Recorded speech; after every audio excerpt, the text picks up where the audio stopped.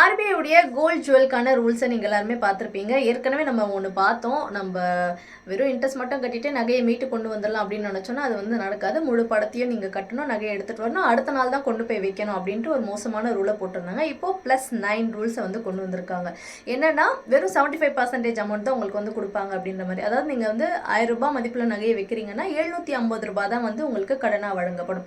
அது கூட ஓகேன்னு விட்டுருவோம். பட் முன்னாடி பார்த்தீங்கன்னா 80% கொடுத்துட்டு இருந்தாங்க. இப்போ வந்து 75% மாற்றிருக்காங்க. அதுக்கப்புறம் பார்த்தீங்கன்னா இந்த நகை உங்களது தான் அப்படின்றதுக்கான ப்ரூஃபோட தான் நீங்கள் போக முடியும். இது எப்படி பாசிபிள்ன்றது தெரியல. ஏன்னா நம்ம தாத்தா பாட்டி காலத்துலேருந்து ஏதாவது நமக்கு ஒரு நகையை கொடுத்துருப்பாங்க, அதை வச்சுருப்போம். அதை கொண்டு போய் நம்ம அடகு வைக்கணும் பொழுது இதுக்கான ப்ரூஃப் கேட்டால் நம்ம எங்கே போவோம்? அட்லீஸ்ட் எழுத்துப்பூர்வமாவது இது உங்களுடைய நகை அப்படின்ட்டு நீங்கள் வந்து எழுதி கொடுத்துட்டு வர மாதிரி இருக்கும். அதுக்கப்புறம் வந்து கோல்டுடைய பியூரிட்டியை வந்து அவங்க செக் பண்ண மாட்டாங்க. பியூரிட்டி சர்டிஃபிகேட்டை நம்ம வந்து கொண்டு போகணும் அப்படின்ற மாதிரி சொல்லியிருக்காங்க.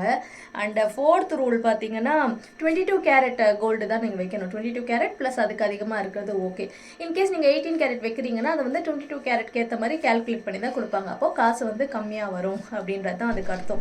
அதுக்கப்புறம் 1 கிலோ தங்கம் மட்டும்தான் வந்து மேக்ஸிமம் வைக்க முடியும். அந்த லிஸ்ட்டில் நம்ம எப்படியும் வரமாட்டோம். ஸோ அதெல்லாம் வேறு ஆட்கள் அப்படியே விட்டுருவோம். ஒரே ஒரு நல்ல விஷயம் என்னென்னா சில்வருக்குமே வந்து கடன் கொடுக்கப்படும் அப்படின்னு சொல்லியிருக்காங்க. பட் அதோட பியூரிட்டியை வந்து பேஸ் பண்ணி ஸோ 925 வந்து அட்லீஸ்ட் அந்த பியூரிட்டி வந்து இருக்கணும்னு சொல்லியிருக்காங்க.